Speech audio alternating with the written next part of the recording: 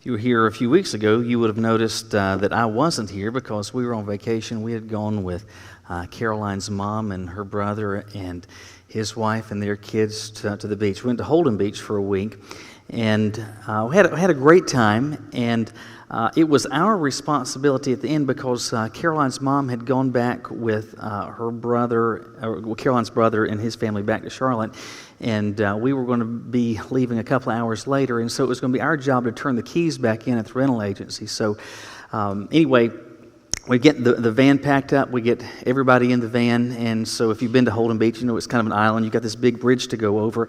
And when our last task, though, before we can head over the bridge is to stop by the rental agency to turn the keys back in for this house. So we pull into the parking lot, and what I'm going to do is to stay in the van with the kids, and Caroline's just going to run in and drop the keys off. As we do that, Peter sees that Caroline gets out of the car, and he says, "Where's Mommy going?" I said, "She's going to turn the keys in." And so he, at that point, asks his favorite question now, which is, why? So why is Mommy turning the keys in? And he said, because that's not our house. And his response was, it's Peter's house. And in the mind of a 3-year-old, what has happened is that we have moved to the beach. And he was very happy with that. And I explained, no, that's not our house. We are going to go home. And Peter's thinking, no, I am home. Peter likes the beach. And so, no, we're leaving now to go back home. And again, he's asking all these why questions. And finally, we get to an answer that we have used with him and with all of our kids. And those of you who are parents, you use with your kids as well. And finally, you get to this point, because I said so. Because at some point, you just get to that place, and that's all you can say, because I said so. That is an appropriate, it's a prudent answer oftentimes in parenting, especially dealing with young children. Unfortunately, that same response has become effectively the foundational rationale behind what our culture is now saying to us on the issue of gender. Let me give you an example. There are now, in the United States, of our 50 states, 11 states that now recognize or give 3 options for gender on state-issued IDs. Bill de Blasio, the mayor of New York City, running now as a candidate for president, just a few months ago signed an ordinance for the city of New York which affords parents of children born in the city so that birth certificates issued by the city of New York say male, female, and now there's a box for a third gender on city-issued birth certificates in the state. It's not simply that there are individuals and even states now that are advocating the plurality of gender, that it is more than 2, but some even going to lengths to suggest that it is excessively more than that. And ultimately, the foundational response as to why that is the case is this: because I said so. There are more than 2 genders. Why? Because I said so. There are 15 genders. Why? Because I said so. Believe it or not, there are individuals advocating more than 30 genders. I can't get my mind around that. But why do they advocate that? Why do they say that is the case? Ultimately, when push comes to shove, their argument is based on this notion: because I said so. On what basis do people get to say this? On what basis can individual states say that you have an individual who is biologically a male, but says, in terms of gender, though I have this anatomy, I am a different gender? At the end of the day, the position of culture is this: that you get to say that for no other reason than this, because you say so.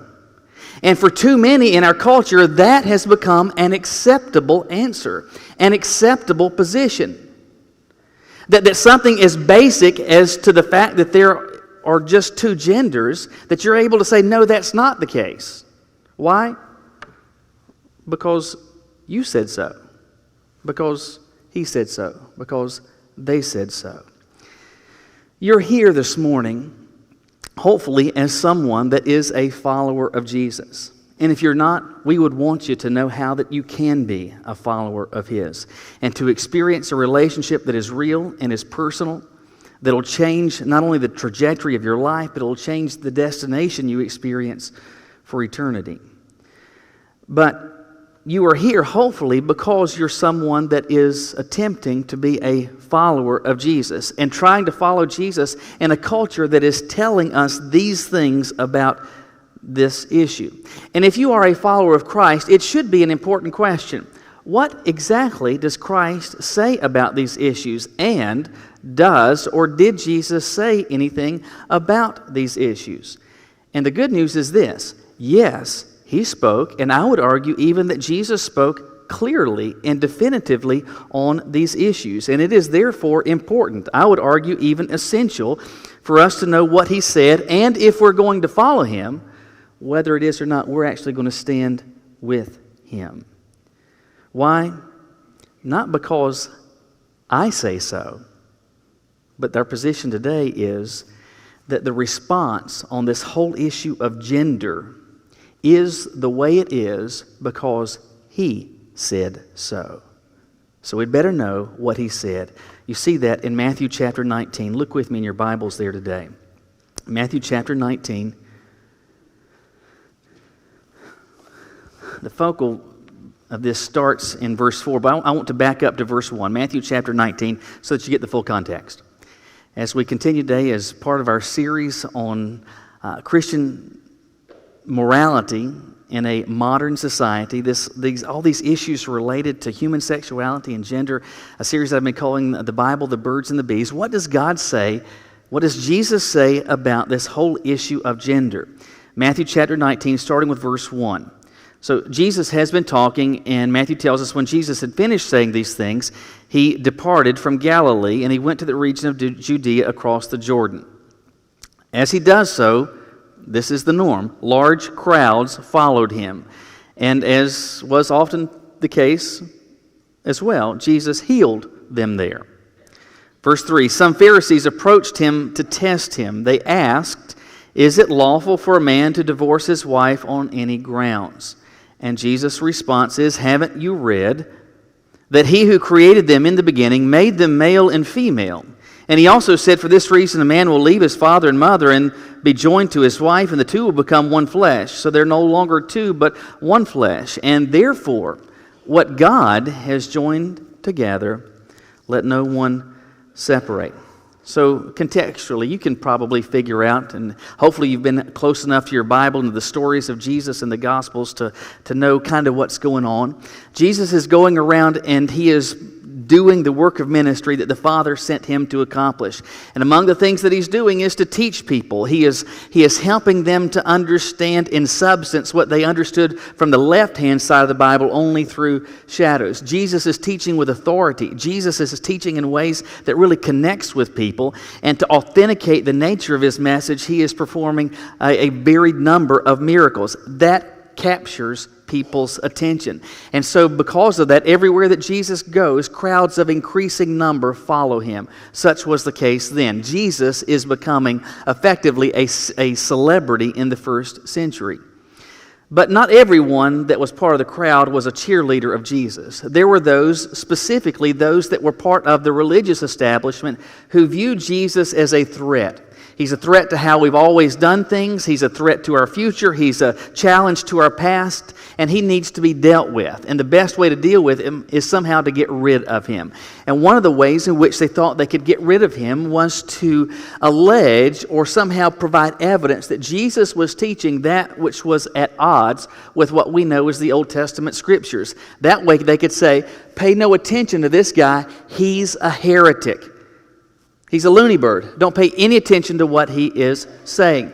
And so as Jesus is going around and crowds are coming out to see Him, within those crowds are going to be religious leaders that are going to be very carefully trying to parse everything that Jesus says, looking for an aha type of moment. Now I've got you. And so in this particular passage, that's what's going on. We're told, verse 3, some Pharisees, they approach Jesus. Why? Because they want to test Him. They want to trap Him. And so they're going to ask a question they think maybe, just maybe, we've got Him on this. And so they ask him a question that is dealing with marriage. And they ask specifically, is it lawful for a man to divorce his wife? Is it lawful for a man to divorce a woman on any grounds? So Jesus, what do you say about marriage? What do you think about divorce? And they're hoping that he's going to say something that they can ensnare him with. Let me be very clear. What Jesus says here is in response to a question about marriage. So maybe you're saying, well, Michael, why, when we're talking about transgender issues, are we looking at this passage? We're looking at this passage because what Jesus says not only has application for marriage, but it has plenty of direct application and response to the question of what specifically does Jesus say about the issues of gender? And in response to a question about marriage, Jesus begins by asking a rhetorical question. And you can imagine as Jesus said this, the religious leaders were like, of course we have, you heathen. When Jesus says, haven't you read? And he appeals to, in fact, you know this. He says, he who created them in the beginning made them male and female. He's appealing to Genesis 2. And he's saying, hey guys, are you not familiar with, have you not heard of, you remember at the beginning of the story? Like back in Genesis. The first book that God through Moses gave to us. You know how the story began? Haven't you read that? And you can imagine, of course we've read that, Jesus. But his response is, haven't you read? And he appeals to the beginning of the story. And Jesus says, at the beginning, he says that God created them, male and female. What I want you to understand, pay attention to verse 3. So he's used the word man in verse 3, and that is juxtaposed against wife. In this case, you could substitute woman. So effectively, you certainly have the word man, but the equivalent woman used in verse 3. And then in verse 4, you have the words male and female that are used. So in Jesus' response to them, when he appeals to the beginning of the story, when he draws them all the way back to Genesis 2, pay close attention that he is not at all positioning himself or his teaching to be at odds with how the story begins. Not only is Jesus saying, I know how the story begins, Jesus is tacitly and overtly expressing his support for, his endorsement of, this is how the story began. And so as the story began, what does he say? When God created people, he made two categories of them. He made man and woman. And with respect to how they operate, it is described this way. They operate as male and female. Let me be as clear as I can. God, through Moses, at the beginning, said that gender is binary. Two of them, male, female, man, woman. 4,000 plus years later, God the Son said this, gender is binary. It is male and female. The Bible does not know of other categories, because from the perspective of the one who made us, there are no other categories.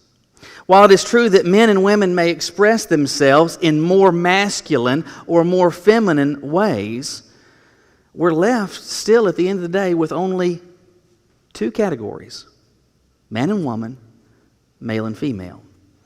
You are either one or the other. And the anomaly of individuals who are intersex, or the term that used to be used is hermaphroditic or hermaphroditic, the anomaly of that should not be used as an argument to say, well, that throws a wrench into the whole works and that undermines the design of the creation.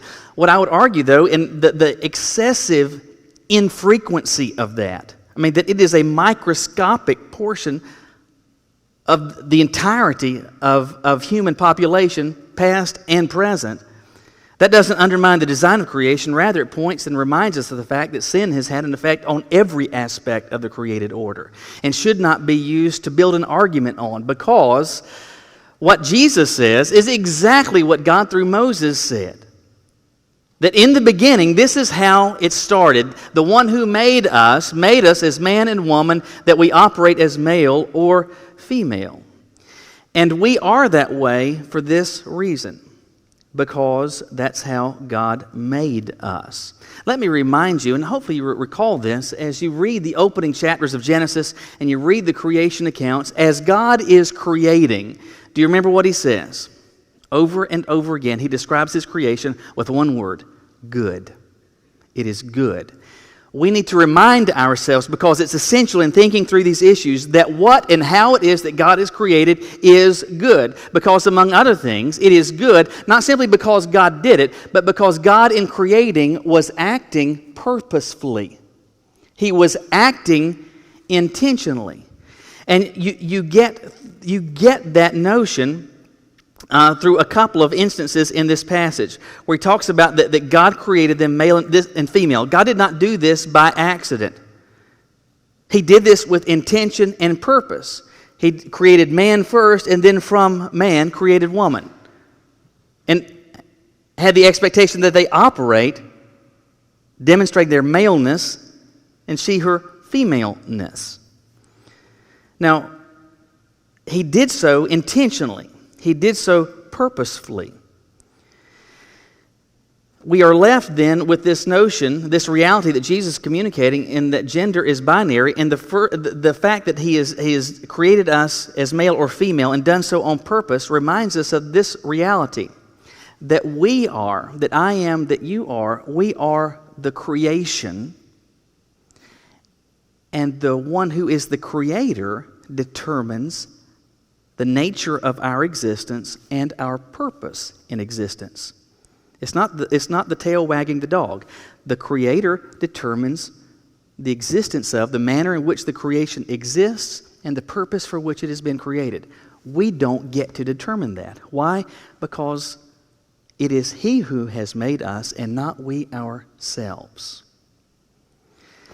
I am compiling a list, but I've also described before, and I need to write all this stuff down because I can't remember anything. You know that. I said that the other week.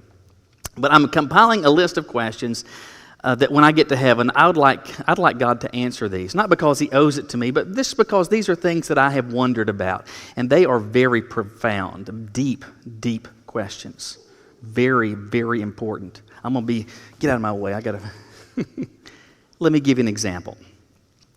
When I get to heaven, I want to ask God a question like this, if I get a chance.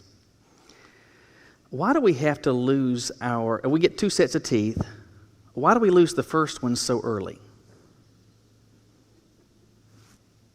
I told you, it's a very important question. Now you think about it. Why instead of, because see, our kids lose their first teeth around 5, 6, 7, something like that, and then through 12 or 13 you're losing teeth. Here's my position. Why don't we lose our teeth somewhere in our mid-30s? Right? To me, that would kind of make more sense, wouldn't it? So, and hopefully we live longer than 65 or 70 years old, but you kind of get the first half set of teeth, right? And then for the second half of life, you get a fresh set. Wouldn't that be kind of nice? In my mind, that makes sense. Now, I realize there would be some benefits. There would be some trade-offs with that. For one thing, it may be until you get to be about 30 years old, you'd have really small teeth, and that would look kind of interesting. And it would also be kind of weird. Imagine 30-year-olds looking snaggletooth. Like when you see a first grade class picture, there's not a full set of teeth in the house. That like if we're 30, 35 years old, that's what that all I want for Christmas is my 2 front teeth was written by a 40-year-old. That would be kind of interesting. Also, potentially as a consequence, if we only had 2 sets of teeth, it's interesting to imagine a 35-year-old with like little small teeth or snaggletooth, but imagine like a 1-year-old with really big teeth. I mean, just a big old set of clackers. So that would be kind of interesting. But anyway, that's on my list of questions when I get to why is it that's this way? But you know what? I don't get any say in the matter. In fact, you don't get any say in the matter. In my mind, it makes sense that we would get a set that would serve us for the second half of our life and one set for the first half. But I don't get any say. You know why? Because I'm the creation, not the creator. And when Jesus is responding to this question that has been asked, he is communicating significantly about what it is that God understands and what he says about the manner in which he has made us, and that he has made us as male and female. He has made us as man or woman, and individuals may not like that. They may wish for something different. They may long for something different, but at the end of the day, the creation does not determine its existence. The one who made them does. Jesus is communicating that we are purposefully made as male and female, but he communicates that further in verse 5. And again, he's answering a question with respect to marriage, but he says, "For this reason a man will leave his father and mother and be joined to his wife, and the two will become one flesh." Again, this is a direct repetition of Jesus is reciting what we read back in Genesis chapter 2. And Genesis 2 and Matthew 19 are telling us exactly the same thing. That a man is a human who can experience a one-flesh relationship with a woman. Why? Because God was acting purposefully. What was his purpose? I'll tell you. God was creating family. And to create family, do you know what you have to have? You have to have a man who is capable of a one-flesh relationship with a woman so as to produce offspring. Now, let me be very clear. I am not suggesting whatsoever that the exclusive benefit or the exclusive intention behind sexual intimacy is procreation, but I will say this, and I believe the Scriptures make this clear, that is God's highest purpose in that act. And this purpose of building the family takes essential ingredients. It takes a man and it takes a woman operating in the manner in which they were made. Our gender is revealed by our anatomy. Our anatomy tells us what gender we are. And that anatomy extends to beyond what simply can be seen. It's evident even down to the chromosomal level. At the most basic, fundamental building blocks of our existence, we are either male or female. Why? Because I said so?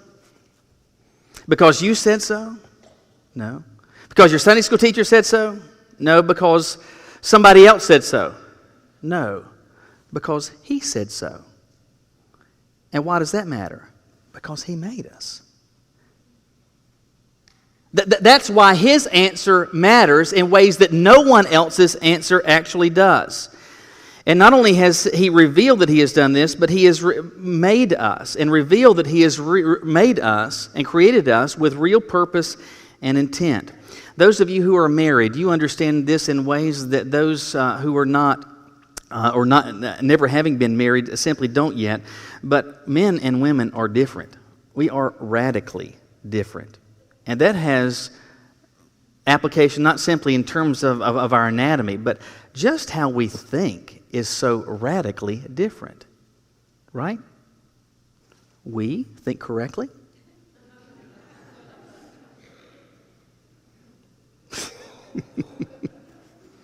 We are delusional. But I'm just how everything about us is so different. And those differences include not only how it is that we think, but they include our brains, how we operate, how we process things, our voices, our body shapes, our body strength, our reproductive systems, our chromosomes, even the manner in which we metabolize medicine is different. Why? Is it because I said so? No. Is it because a doctor said so? Is it because a science teacher said so? Is it because a college professor said so? Is it because a news anchor said so? No, it is this way because the one who made us different. He intentionally and purposefully made us different because He had purposes in mind for us. In fact, He has different purposes, different functions for us. Now, as I say that, let me preface it by saying this. Differences in function have absolutely no bearing on our value, our worth, or our dignity. The differences between men and women are real, but there is no difference whatsoever in the eyes and the sight of God between me and Caroline, between you and your spouse, between you and anybody else of the opposite gender. In God's eyes, you are absolutely equal in worth and value and in dignity. As Andrew Walker says, that we can sum up God's design for men and women this way. We are equal, yet different, intended, not interchangeable. Why does this matter? Because, again, God was acting intentionally. He was acting purposefully. Among other things, He was acting in ways so that we would complement each other. That what one does is offset by what the other does. It doesn't mean that we do the same thing all the time, or that we have the same full purposes and the same full functions. Instead, we have complementing functions. That is why, for example, it is that women carry and give birth to children, and men do not. Why? Because this is how He made us. Again, is it because I said so? Is it because you said so? No, it's because He who made us said so. We are made this way, and because these creative differences exist, they exist to the very core of our being. And individuals may seek to skewer or to hide these realities, but let me be very clear. No one can change them. You can have a man put on female clothing, grow his hair out, shave his face, but he is still a man, even if he is wearing a wedding gown. You can take a female. You can give her testosterone injections to the point that her voice deepens, and she may even grow a mustache. But at the end of the day, what you have is a woman with a mustache. Why? Because though we may skewer or hide these realities, we cannot change them. Why? Because we are made. You and I are not makers. We are not creators. But the one who has made us, the one who has created us, has said, this is how you're made. Celebrate those differences. Relish in those differences. Celebrate those differences and functions because, again, as God created what He did well. What He created was good. Individuals can change clothing, add makeup to the mix, even take injections of hormone, but individuals remain either male or female, not because I said so, but because He said so. This, from my perspective, should be a position that is without dispute, but unfortunately in this modern era it is. It's hard to believe that it was just a few years ago. In fact, all of this, I'm not suggesting that He began this, but it really became a pivotal issue just 4 years ago. In fact, it was in April of 2015 that the name Bruce Jenner gets back in the news again. He'd been out of it for a while. Many of you knew him as a celebrated Olympic athlete, triathlete, amazing athlete. And I remember going to the grocery store in the months leading up to April of 2015, and I would see his face on some of the tabloid magazines, the Inquirer, the Star, some of these others. And I mean, he would be on the cover, and it would be some long-distance telephoto shot, and the headline would say something like this: "Is Bruce trying to be a woman?" Because he was growing his hair out. It became clear after a while that he had had surgery so as to trim his Adam's apple. It became clear later that he had had some facial reconstruction surgery to alter alter the jawline and the chin structure. so that increasingly he was looking more and more female. And as those tabloids presented it, it was effectively to make Bruce Jenner the butt of the joke. It was essentially like, holy cow, look at this. Can you believe this? He was made to be a laughingstock until he goes from the cover of the Inquirer to the cover of Vanity Fair with a headline that says, I am Caitlyn. I very clearly remember Friday night, the week that that magazine hit the newsstands, watching Diane Sawyer on Primetime Live, the entirety of the program. I believe it was even an extended program, maybe even a full 2 hours, where they were dealing with all of these transgender issues. And I remember at one point, because this was the point that I finally changed the station, she goes in front of a marker board or some smart whiteboard, and I promise you, and I wish I could recall her exact words, but this was exactly the summary of what she was saying. That thus far throughout the course of human history, we misunderstood gender. That we had it wrong all along. That gender is not binary.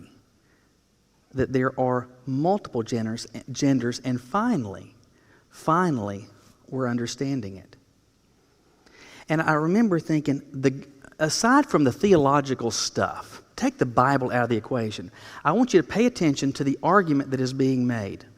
That's being made, in fact, you'll have kids or grandkids this week perhaps even beginning to be inundated with this mindset. That the entirety, again, take the Bible out of the equation, the entirety of the human experiment,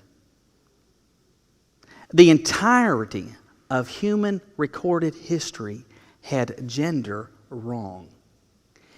And in the last 10 to 15 years, finally, we figured it out. Do you realize the gall that it takes to make that position? The temerity it takes to stand on that? In fact, to even do so with a straight face. It'd be one thing if you did it smirking. But to say, listen, the entirety of human history got it as something as basic as gender wrong. Why? Because I said so.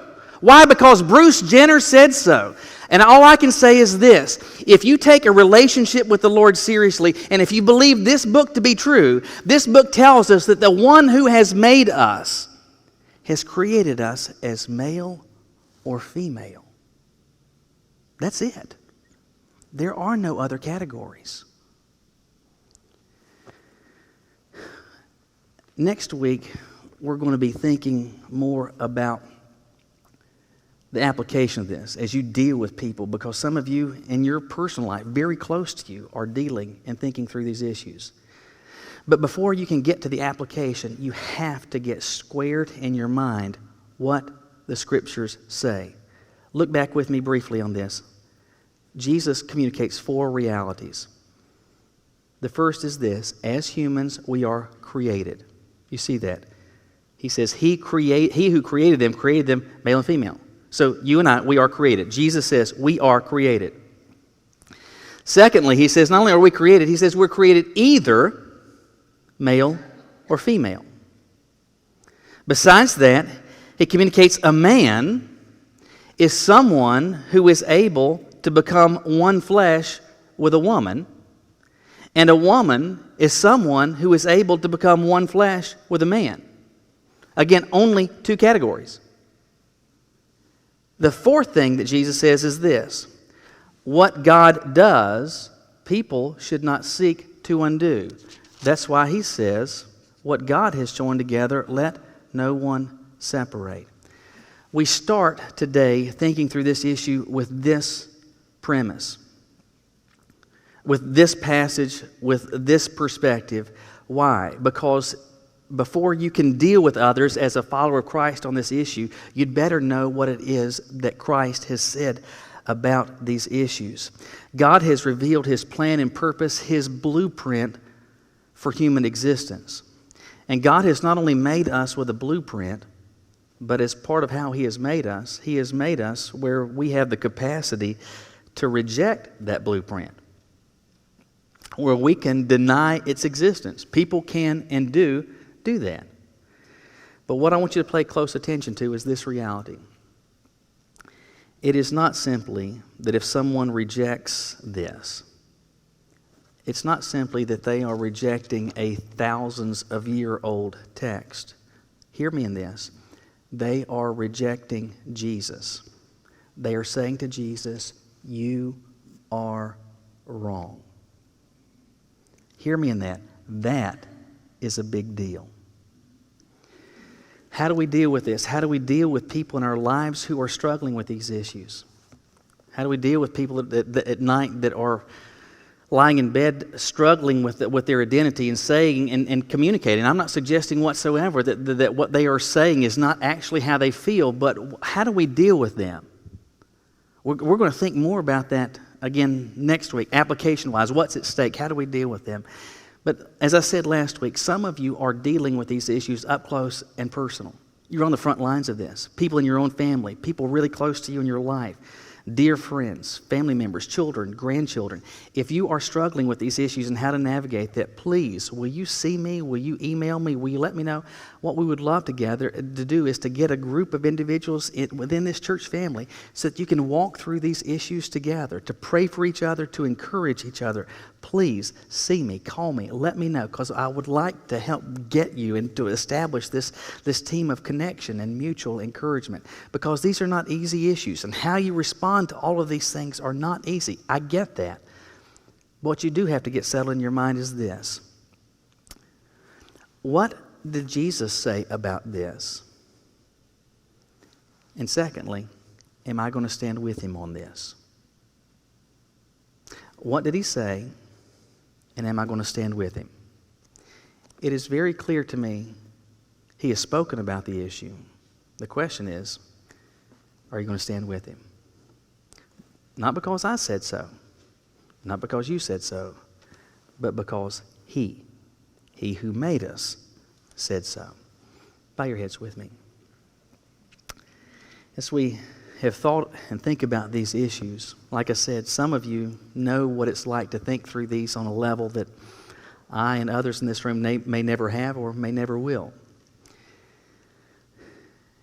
And it may very well be that God has maybe used this time this morning to hopefully add some courage, some resilience to your backbone, because candidly, the torrent of culture is in the opposite direction.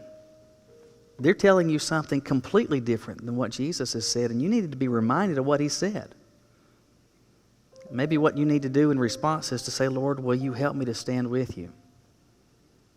Maybe this morning it is that you're really burdened about somebody in your life. Maybe nobody else in this room has any idea.